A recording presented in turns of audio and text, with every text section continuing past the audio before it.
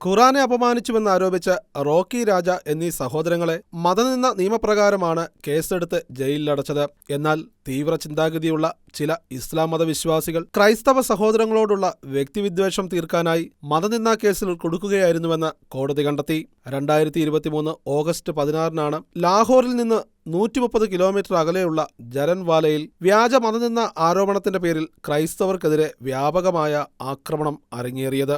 20ഓളം ദേവാലയങ്ങളും 800-ലധികം Christian ഭവനങ്ങളും തകർക്കപ്പെട്ടു.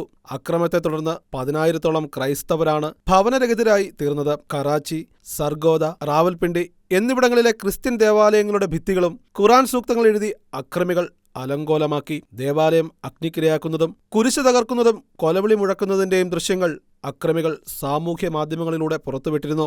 കലാപകാരികളെന്ന് സംശയിക്കുന്ന 150ഓളം പേരെയാണ് police കസ്റ്റഡിയിലെടുത്തത്.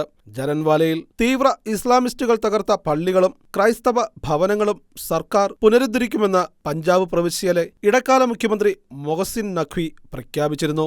അതേസമയം പ്രദേശത്ത് നിന്ന് പലായനം ചെയ്ത ക്രൈസ്തവരിൽ നിരവധി പേർ ഇതുവരെയും അക്രമഭീഷണിയെ തുടർന്ന് മടങ്ങി വന്നിട്ടില്ല. ഇന്റർനാഷണൽ ഡെസ്ക്, ഷെക്കേന ന്യൂസ്.